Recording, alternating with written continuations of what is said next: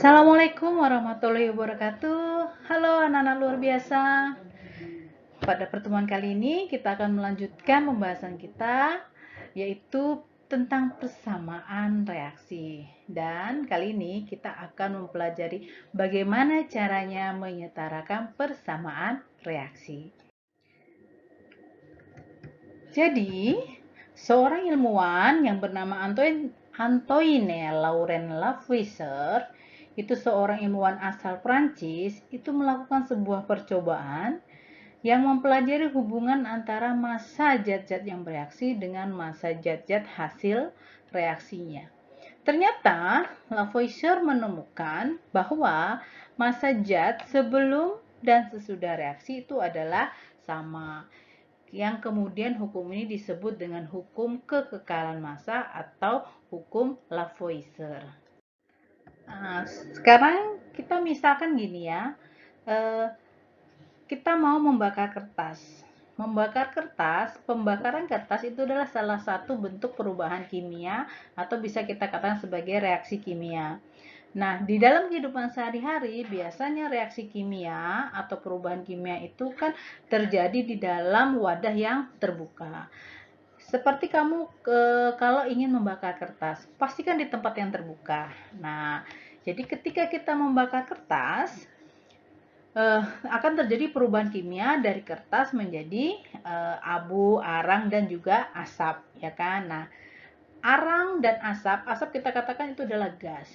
Kalau kita mengukur massa kertas sebelum dibakar, kemudian kita ukur massa hasil bakaran tadi, yaitu arang dan gas yang dihasilkan, maka itu akan memiliki massa yang sama. Dan itu bisa dibuktikan asal pembakarannya dilakukan di dalam sebuah wadah yang tertutup. Nah, karena kita membakarnya di wadah yang terbuka, otomatis yang kita tidak bisa mengukur berapa banyak gas yang dihasilkan.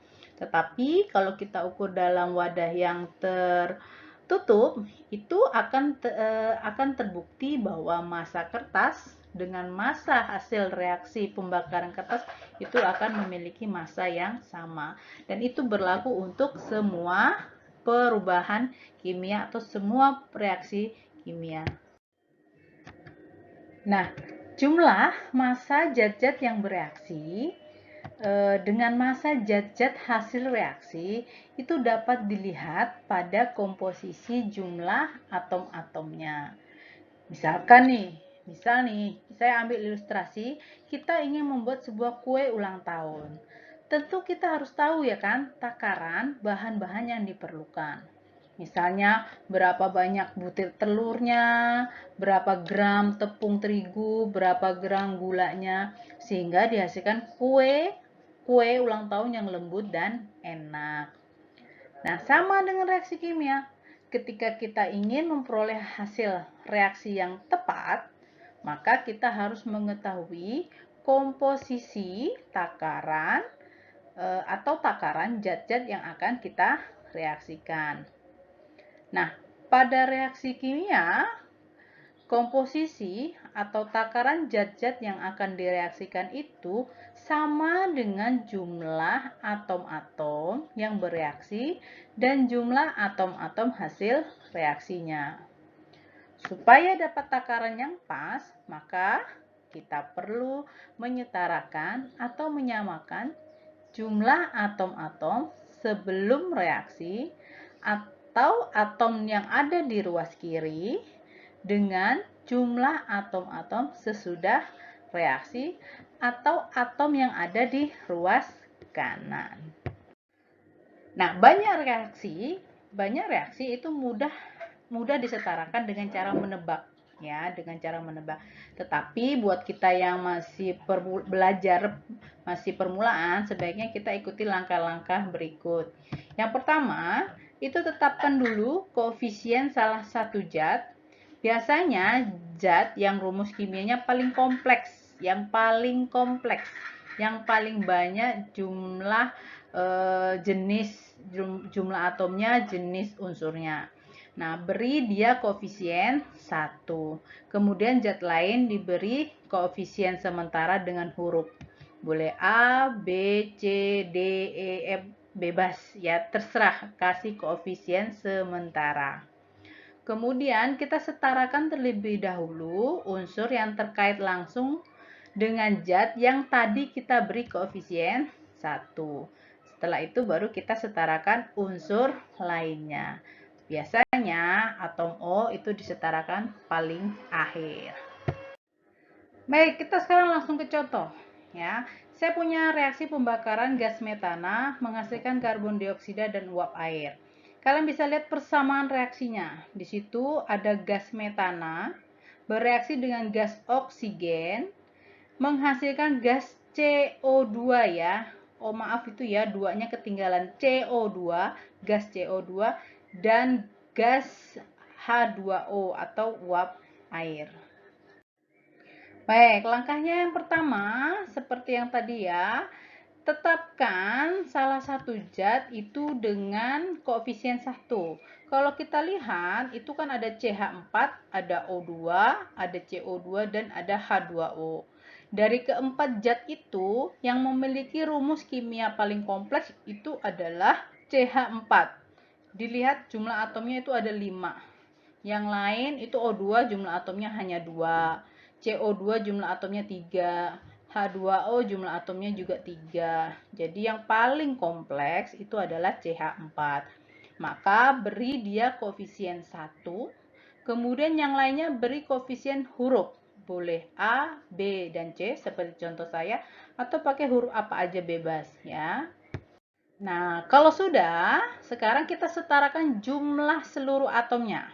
Perhatikan, saya buat tabel seperti itu ya. Kita setarakan dulu atom-atom yang punya koefisien 1. Yang tadi kita sudah beri koefisien 1 itu adalah CH4. Maka kita setarakan yang atom C lebih dahulu ini ya. Ini atom C-nya.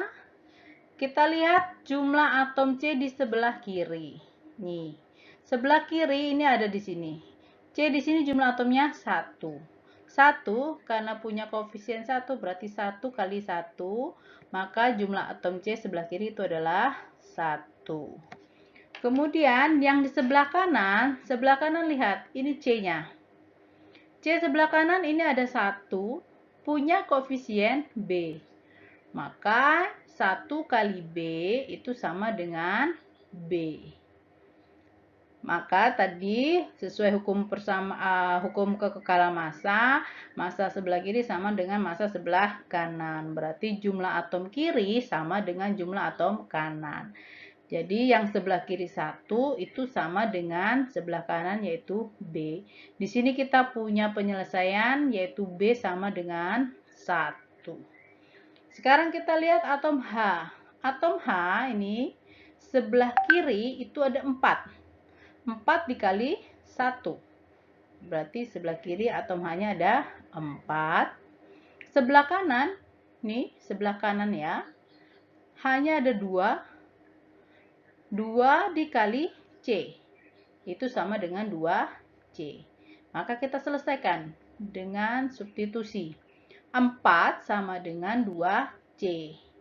Maka C sama dengan yang berpindah ruas 2. Berarti 4 dibagi 2. Sehingga kita punya nilai C sama dengan 2. C dan H udah. Sekarang kita masih punya O. Ya. Jumlah atom O sebelah kiri itu ada 2. 2 dikali A.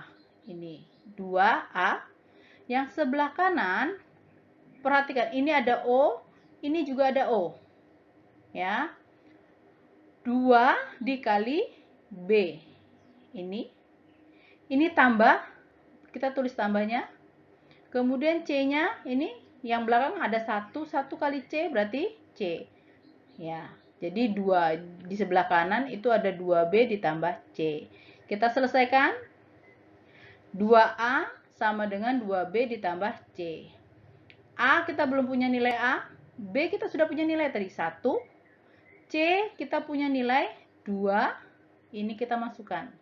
Maka ini kita hitung diperoleh 4. di sebelah kiri 2A masih sama, maka kita dapat A sama dengan 4 dibagi 2, kita dapat nilai A sama dengan 2. Hasil perhitungan tadi kita masukkan ke persamaannya ya. Jadi tadi 1, A nilainya 2, yang B nilainya 1, yang C nilainya 2. Kita punya persamaan sekarang 1CH4 ditambah 2O2 menghasilkan 1CO2 dan 2H2O. Koefisien 1 itu tidak perlu ditulis. Sama dengan indeks ya. Indeks koefisien 1 itu tidak usah ditulis sehingga persamaan reaksi kita menjadi seperti ini. CH4 bereaksi dengan 2O2 menghasilkan CO2 plus 2H2O. Coba kita cek. Ini kan harusnya jumlah atom kiri sama dengan jumlah atom di sebelah kanan. Lihat atom C. C sebelah kiri 1. Sebelah kanan 1. Sama kan? H sebelah kiri 4. H sebelah kanan ini 2 dikali 2, 4. Hanya sebelah kanan juga 4. Sekarang O-nya. O sebelah kiri 2 kali 2, O-nya 4. Yang sebelah kanan O-nya ini ada 2 ditambah O yang belakang ini 1 dikali 2, 2. Berarti 2 ditambah 2, O-nya juga 4. Kalau jumlah atom sebelah kiri sebelum reaksi sama dengan jumlah atom di sebelah kanan, ya, jumlah atom sebelah kiri sama dengan jumlah atom di sebelah kanan, maka persamaan reaksi kita sudah setara. Oke, gimana Nana? Penjelasan tadi cukup mudah ya. Nah, sekarang saya punya contoh kedua, yaitu reaksi aluminium dengan larutan asam klorida membentuk larutan aluminium klorida dan gas hidrogen. Oke, jadi silahkan sekarang kalian yang saya minta untuk menyetarakan persamaan reaksi tersebut. Ya, saya tunggu kerjaannya dan semoga bisa ya menyelesaikan. Demikianlah anak-anak penjelasan dari saya secara singkat tentang cara menyetarakan persamaan reaksi. Saya akhiri dulu, sampai ketemu di video pembelajaran berikutnya. Wassalamualaikum warahmatullahi wabarakatuh.